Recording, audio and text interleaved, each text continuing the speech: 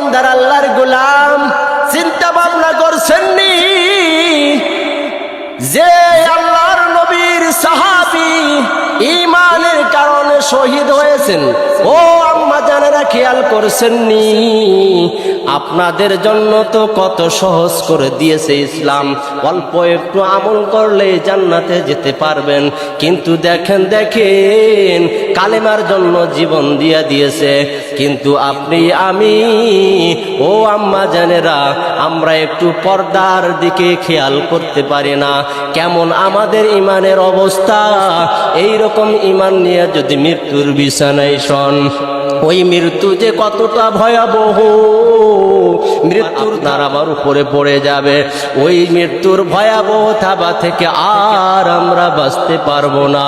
ওই যাতনা সহ্য করতে পারবো না। আপনার আমার সহ্য করার মতো আল্লাহ তাআলা ক্ষমতাও দেন নাই।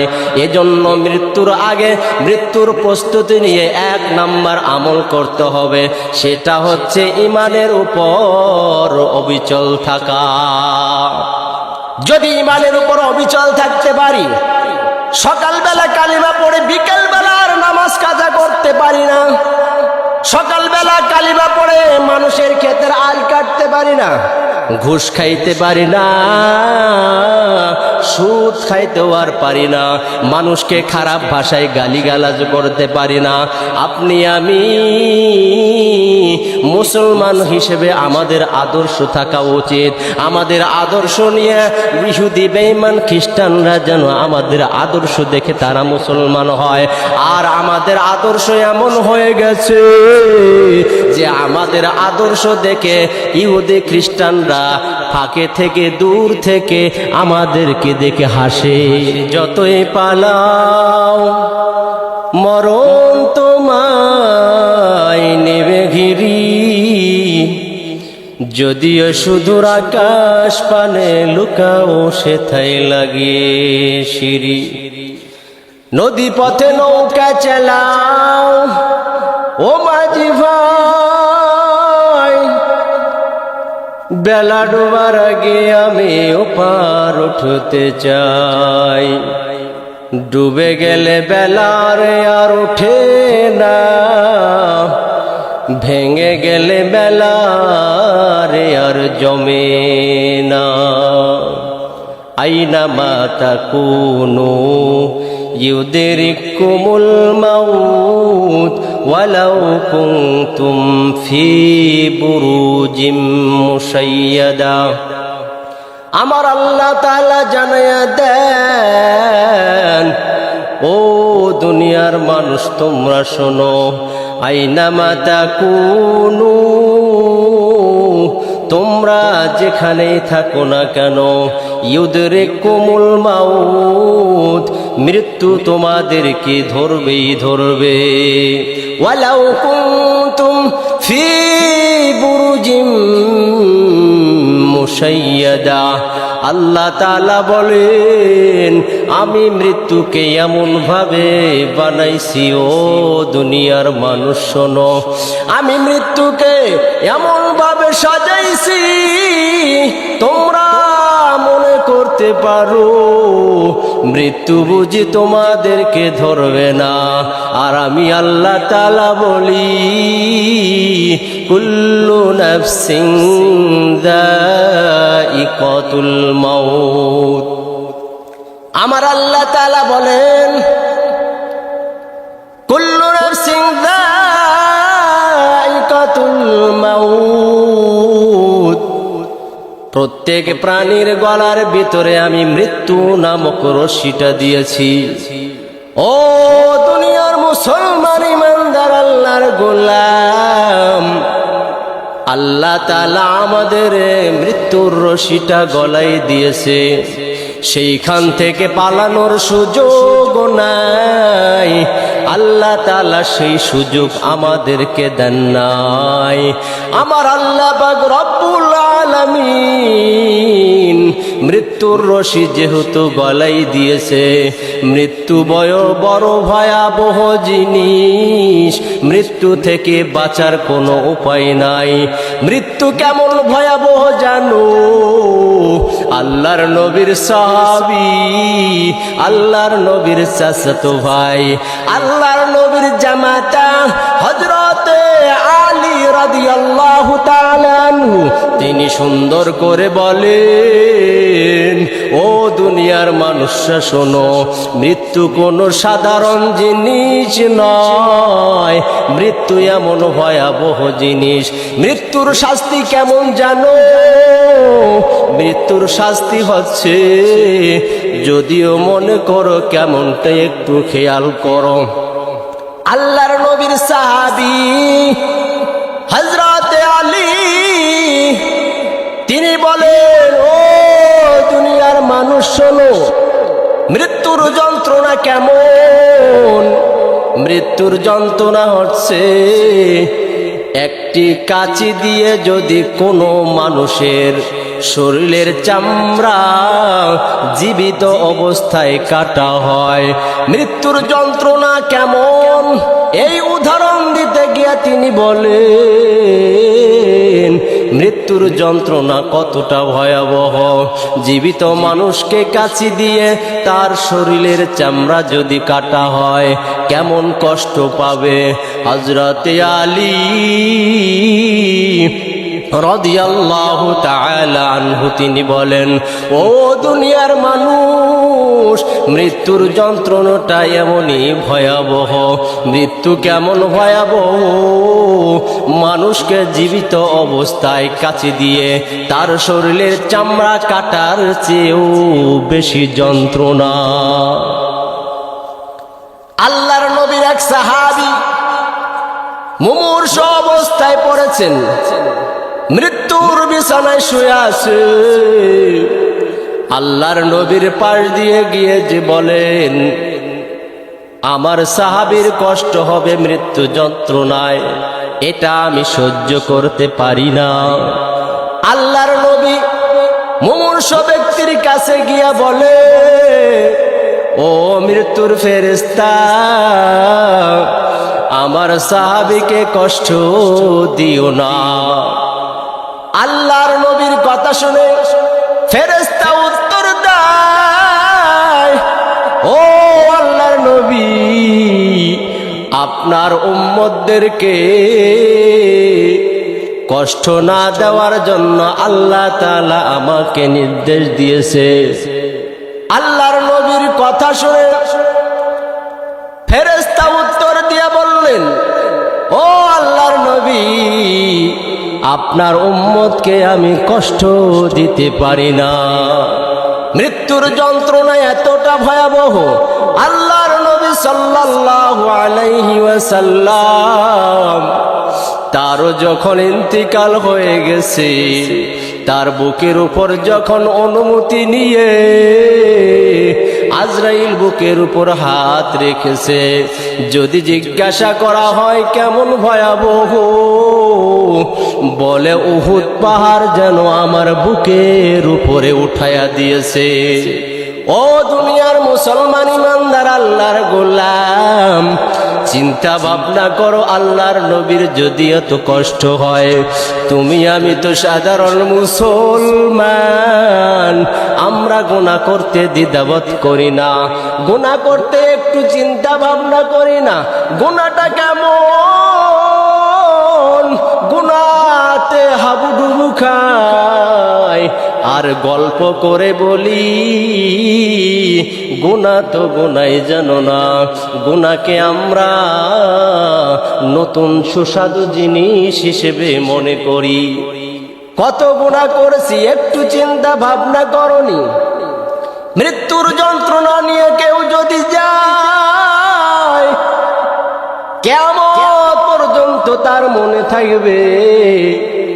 কিতাবের ভিতরে এসেছে, হযরতে ঈসা আলাইহিস সালাতু ওয়াস সালাম তিনি একবার তার কওমদেরকে নিয়ে এক কবরস্থানের দিকে গেলেন। কবরস্থানে গিয়ে এক কবরওয়ালার পাশে গিয়ে দাঁড়ায়া বললেন, ও কবরওয়ালা, আল্লাহর নামে একটু তুমি উঠে আসো। হযরত ঈসা আলাইহিস সালাতু ওয়াস সালাম তিনি বললেন কুম বিইذনিল্লাহ, আল্লাহর হুকুমে চলে এসো।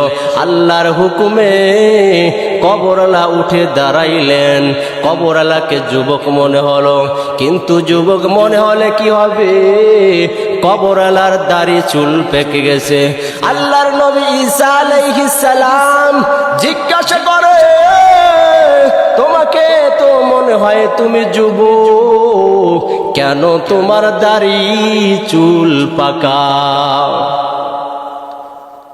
যুবক বলে, ও আল্লাহর নবী, আপনি তো আল্লাহর নাম নিয়ে ডেকেছেন, আমি তো মনে করেছি কবরের ভিতর কিয়ামত বুঝি হয়ে গেছে, কিয়ামতের ফেরেশতা বুঝি আমায় ডাকতেছে কিয়ামতের ময়দানে ওঠার জন্য। এই কিয়ামতের ময়দানের ভয়াবহ কথা আমার যখন মাথার ব্রেনে চলে আসছে, তখনই আমার মনে হয় এই চিন্তায় আমার দাড়ি চুলগুলো পেকে গেছে। আল্লাহর নবীর সাহাবী, আল্লাহর নবী হযরত ঈসা আলাইহিস সালাতু ওয়াস সালাম এই কথা শোনার পর মৃত্যুর যন্ত্রণার কথা স্মরণ করলেন। আর আল্লাহই কুরআনুল কারীমের ভিতরে জানায়া দেন, ইয়াউমা ইয়াজআলুল উইলদানা শাইআ, ও দুনিয়ার মানুষ, তোমরা ওই কিয়ামতের ময়দানে ওই বিভীষিকার কথা স্মরণ করো, যে বিভীষিকার কথা স্মরণ করলে শিশুরাও বৃদ্ধ হয়ে যায়।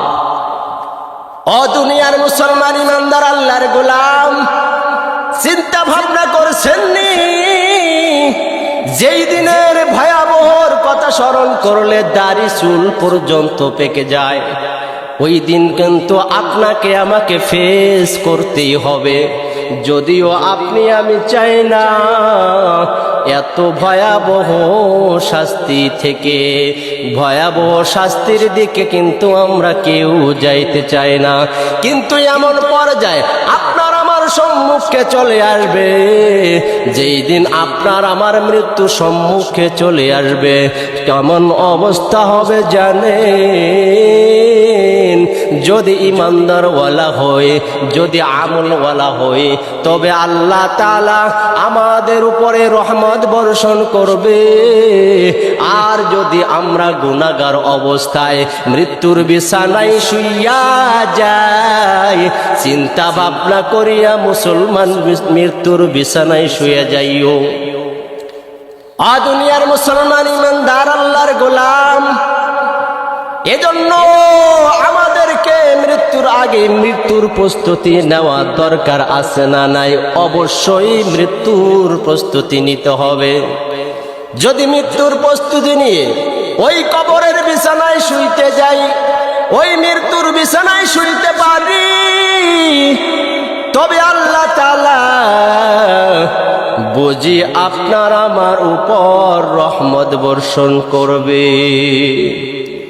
মুফাসসিরিনে কেরাম বলেন, মৃত্যুর প্রস্তুতি স্বরূপ এক নাম্বার আমল হচ্ছে ঈমানের উপর অটল থাকা। কারণ ঈমানের উপর অটল থাকলে আল্লাহ তাআলা নিজেই বলেছেন, ও দুনিয়ার মানুষ শোনো, ও মুমিন বান্দারা শোনো, আল্লাহ তাআলা নিজেই বলেছেন, ইন্নাল্লাযীনা ক্বালু রাব্বুনাল্লাহ ফালা খাউফুন আলাইহিম ওয়ালা হুম ইয়াহজানুন। আমার আল্লাহ তাআলা বলেন, ইন্নাল্লাযীনা ক্বালু রাব্বুনাল্লাহ, নিশ্চয়ই যারা আমি আল্লাহকে বলে আমি আল্লাহ নাকি তাদের রব, ক্বালু রাব্বুনাল্লাহ, আমি আল্লাহকে তারা আল্লাহ বলে স্বীকার করে, অতঃপর সেটার উপরে ইস্তেকামত থাকে, এই কথা থেকে আর বিচ্যুত হয় না। আল্লাহ তাআলা তাদের উদ্দেশ্যে বলেন, ও দুনিয়ার মানুষ শোনো, আমার এই সমস্ত বান্দাদের জন্য আমার পুরস্কার কি জানোনি? এই সমস্ত বান্দাদের জন্য আমার পুরস্কার হচ্ছে, শোনো, এই সমস্ত বান্দাদের জন্য তাদের কোনো ভয় থাকবে না। আল্লাহ তাআলা বলেন, লা খাউফুন আলাইহিম ওয়ালা হুম ইয়াহজানুন। ওই সমস্ত বান্দাদের কোনো ভয় থাকবে না, তাদের কোনো চিন্তাও থাকবে না। দুনিয়ার বুকেও তাদের কোনো ভয় নাই, আখিরাতেও তাদের কোনো ভয় নাই। দুনিয়াও তাদের কোনো চিন্তা নাই, আখিরাতেও তাদের কোনো চিন্তা নাই, কারণ তারা একমাত্র আমি আল্লাহর উপরে ইস্তেকামত রয়েছে। আর যেই সমস্ত বান্দা আল্লাহ তাআলার উপরে ইস্তেকামত থাকে, একমাত্র আল্লাহকে আল্লাহ বলে স্বীকার করে নাই, ওই সমস্ত বান্দার জন্য দুনিয়া আখিরাতে কোনো চিন্তা নাই। ঈমানের উপর অটল থাকা, সকালবেলা আল্লাহকে মানা, বিকালবেলা আল্লাহকে ভুলে যাওয়া, আল্লাহর নাফরমানির কাজ করা, এটা কিন্তু ঈমানের উপর ইস্তেকামত নয়।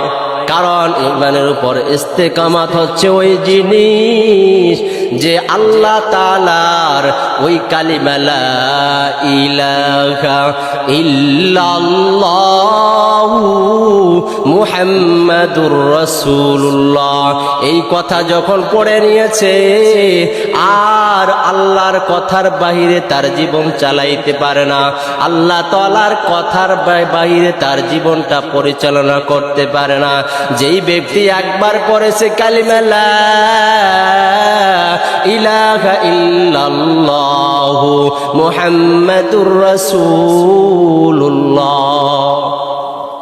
এই সমস্ত বান্দারা আল্লাহ তাআলার উপরে এমন ইস্তেকামত ছিল যে ইস্তেকামতের কারণে শহীদ হয়ে গেছে, নিজের জীবনটা ইসলামের জন্য বিলায়া দিয়েছে, কালিমার জন্য।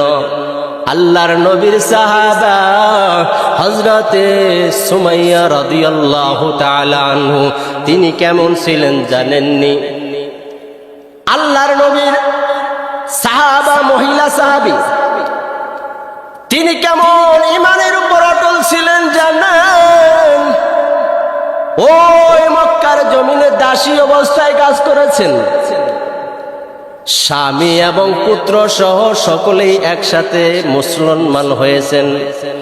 মুসলমান হওয়ার পর কিছুদিন গোপন ছিলেন, আবার যখন প্রকাশ্যে কালিমার ঘোষণা দিয়েছেন লা ইলাহা ইল্লাল্লাহ, মক্কার কাফেররা, উতবা, সাইবা, আবু জেহেল, এই সমস্ত জালেমরা এই নতুন মুসলমান দাসদের উপর এত পরিমাণে নির্যাতন করেছে, সারাদিন উত্তপ্ত বালুর ভিতরে দাঁড়া রাখাইছে, উত্তপ্ত বালুর ভিতরে শুয়ে রাখছে, আবার সন্ধ্যায় গিয়ে বাড়িতে গিয়া নির্যাতন করেছে। আল্লাহর নবীর সাহাবী হযরতে সুমাইয়া রাদিয়াল্লাহু তাআলা আনহু ইসলামের যতটা কত কুরবান করেছেন জানোনি? ও আম্মা জানেরা, একটু প্রাণ খুলে, মন খুলে, ব্রেন খুলে শুনেন, আপনার আমার কি অবস্থা। ইসলামের জন্য বৃদ্ধ বয়সে কাফের মুশরিকরা নির্যাতন করে। কাফের মুশরিকরা বলে, ও সুমাইয়া, ইসলাম থেকে বেরিয়ে আসো, ইসলাম থেকে বাদ দাও, ইসলাম থেকে দূরে থাকো, ওই পাগল মুহাম্মাদের কাছে যাইও না। কিন্তু আমার আপনার আদর্শ যারা, হযরতে সুমাইয়া রাদিয়াল্লাহু তাআলা আনহা, তিনি কি করলেন জানেননি? তিনি আল্লাহর নবীর কাছে যখন বায়াত পড়েছেন আর ইসলাম থেকে বিচ্যুত হননি। বিচ্যুত না হওয়ার কারণে এই জালেম আবু জাহেল ওই আল্লাহর নবীর সাহাবী হযরত সুমাইয়া রাদিয়াল্লাহু তাআলা আনহুকে বর্ষার আঘাতে তাকে শহীদ করে দিয়েছেন। কেমন ইমানদার ছিলেন ও মুসলমান ইমানদার আল্লাহর গোলাম, চিন্তা ভাবনা করছেননি যে আল্লাহর নবীর সাহাবী ঈমানের কারণে শহীদ হয়েছেন? ও আম্মা জানেরা খেয়াল করছেননি? আপনাদের জন্য তো কত সহজ করে দিয়েছে ইসলাম, অল্প একটু আমল করলে জান্নাতে যেতে পারবেন। কিন্তু দেখেন কালেমার জন্য জীবন দিয়ে দিয়েছে। কিন্তু আপনি আমি ও আম্মা জানেরা আমরা একটু পর্দার দিকে খেয়াল করতে পারি না। কেমন আমাদের ইমানের অবস্থা। এই রকম ইমান নিয়ে যদি মৃত্যুর বিছানায় শোন, ওই মৃত্যু যে কতটা ভয়াবহ।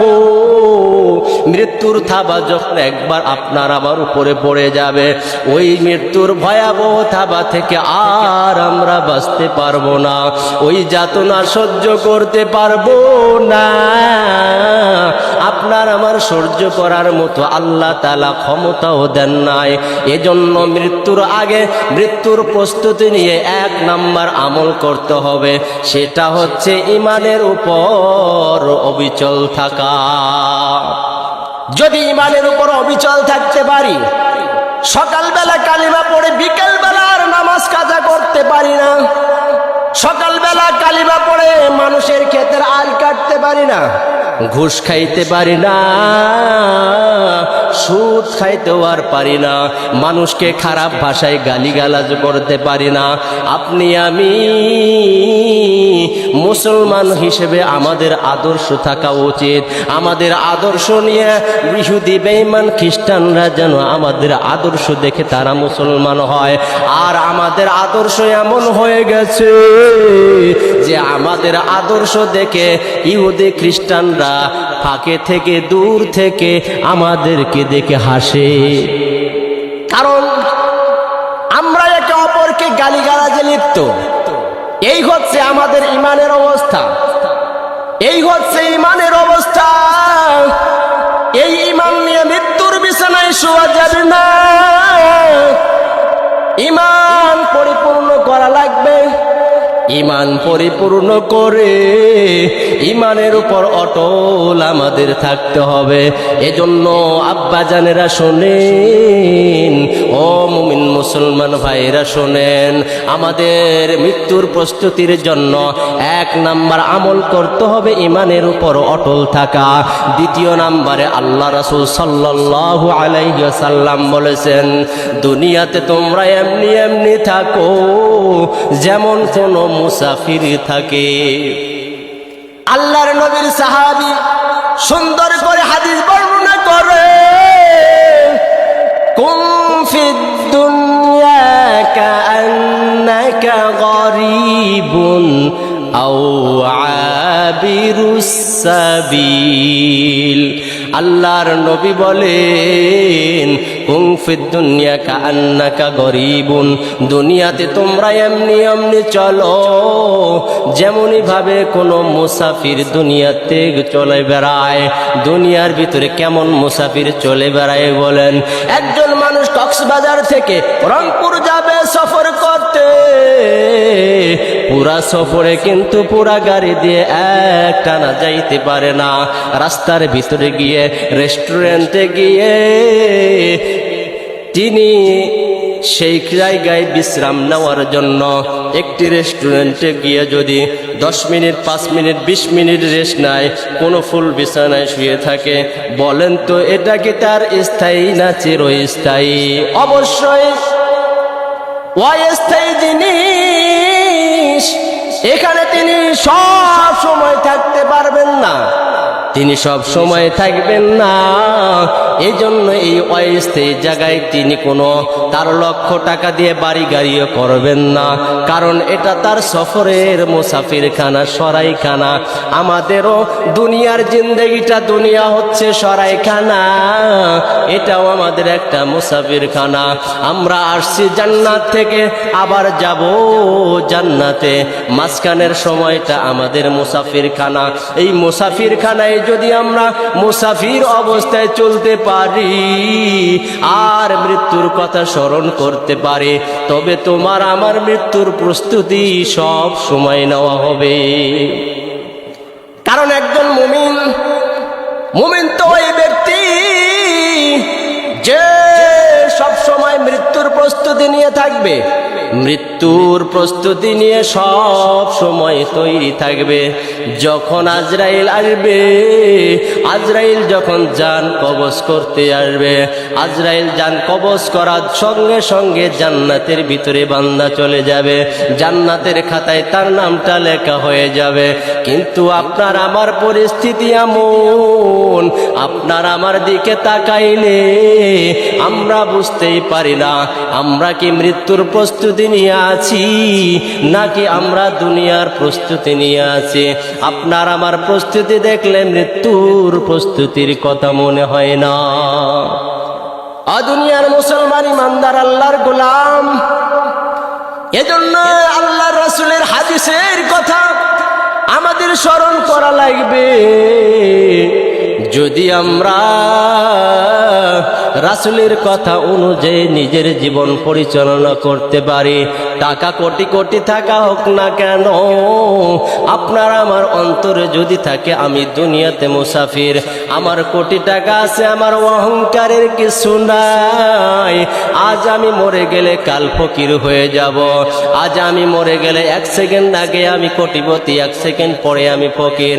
কারণ আমি মৃত্যুর পরে 1 বছর 2 বছর 6 মাস 2 দিন 4 দিন পরে কেউ আমায় মনে রাখবে না দুনিয়াতে, তারা এমনি এমনি চলবে। আপনি আমি দুনিয়ার জন্য কেন দুনিয়ার পিছে পড়লাম? দুনিয়ার মানুষগুলো একটু চিন্তা ভাবনা করেন। আল্লাহর দুনিয়ায় যতদিন থাকবো ততদিন আল্লাহর দিকে ভুলবো না, আল্লাহকে ভোলা যাবে না, আল্লাহকে ভোলা যাবে না, মৃত্যুকে স্মরণ করতেই হবে। কারণ আল্লাহ রাসূল সাল্লাল্লাহু আলাইহি ওয়াসাল্লাম বলেছেন, আকিসিরু যিকরা হাদি মিন লাযাতিল মাউত। আল্লাহ রাসূল বলেন, ও উম্মতের দল, তোমরা বেশি বেশি করে তোমরা মৃত্যুকে স্মরণ করিও। কারণ মৃত্যুকে বেশি বেশি স্মরণ করলে শহীদি মর্যাদা নিয়ে কবরে যাওয়া যায়।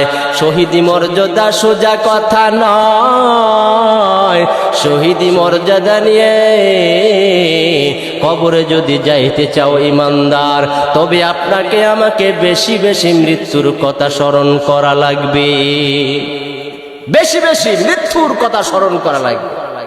যদি বেশি বেশি মৃত্যুর কথা স্মরণ করতে পারি, তবে আপনার আমার জীবনটা এক সুখময় শান্তির নীড়ে পৌঁছে যাব জান্নাত। এজন্য আমাদের মৃত্যুর প্রস্তুতি শুরু। 1 নম্বর আমল করতে হবে ঈমানের উপর অটল থাকা। 2 নম্বর আমল করতে হবে এই দুনিয়াটা আমার স্থায়ী জায়গা নয়, এটা সব সময় আমাদের মাথায় রাখতে হবে। যদি আমরা সব সময়ের জন্য এই দুনিয়াটাকে মুসাফির হিসেবে আমরা চিন্তা ভাবনা করি, তবে আমাদের জীবনের এক সুখময় শান্তির নীড়ে যেতে পারবে। মুফাসসিরিনে কেরাম বলেন, ও মুসলমান ইমানদার আল্লাহর গোলাম, 3 নম্বরে মৃত্যুর প্রস্তুতি স্বরূপ 3 নম্বরটা বলেন, ও দুনিয়ার মানুষ, তোমরা দুনিয়াতে বেশি বেশি আমল করো, আমলের হিসাব নাও। আমলের হিসাব নিয়ে যদি তোমরা দুনিয়া থেকে বিদায় নিতে পারো, তবে তোমাদের জন্য খুশির সংবাদ হচ্ছে, যেই ব্যক্তি হিসাব নিয়ে চলে তার কিন্তু ক্ষতি খুব কম হয়। আর দুনিয়াতে যারা বেহিসাবি চলে তার দুনিয়াও বরবাদ, আখেরাতেও বরবাদ হয়ে যাবে।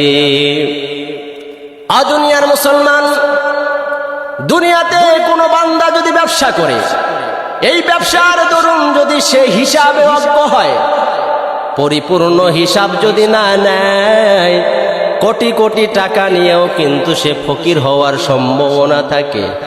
আর যদি কোনো বান্দা 5 টাকা নিয়ে ব্যবসা শুরু করে দেয়, এই 5 টাকার ব্যবসা নিয়েও যদি হিসাব পরিপূর্ণ থাকে, তবে এই 5 টাকার ব্যবসা নিয়েও কোটিপতি হওয়ার সম্ভাবনা থাকে।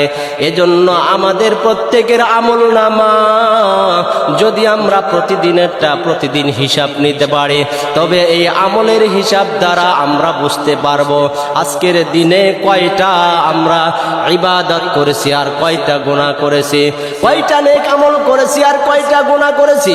এই নেক আমল আর গুনার দরুন হিসাব করার কারণে জীবনটা পরিবর্তন হবে। কারণ আল্লাহর নবীর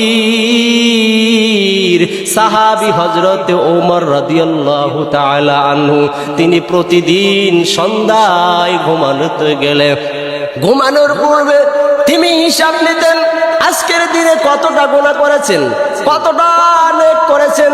যাদের জীবনে কোনো গুনাহ নাই, গুনার কাছেও যাওয়ার চেষ্টা করেন নাই, এই সমস্ত মানুষগুলো সারাদিন যাওয়ার পরে বিছানায় শোয়ানোর পরে শোয়ার আগে তিনি হিসাব করছেন আজকে কয়টা গুনাহ করেছি। যদি একটা গুনাহ হয়তো আল্লাহর নবীর সাহাবী হযরত ওমর রাদিয়াল্লাহু তাআলা আনহু ওই কয়টা দৌড়া মারতেন নিজের পিঠের ভিতরে। আল্লাহর নবীর সাহাবী হযরত ওমর যখন তিনি ইন্তেকাল করেছে, মানুষে যখন তার বডিটা গোসল ধোয়াইতে গেছে, মানুষেরা বলে যেই মানুষটা ছিলেন আমিরুল মুমিনিন, অর্ধজাহানের খলিফা, অথচ তার পিঠের উপরে এত বড় দোল্লা কে মারল? ও এলাকাবাসী, ও পরিবাররা, তোমরা জানোনি? পরিবারের লোকগুলো বলে তিনি আমাদের এমন একজন খলিফা ছিল যেই খলিফা নিজে প্রতিদিন রাত্রে নিজের আমল হিসাব করে যতটা গোনা হয়তো ততটা দোররা নিজের পিঠে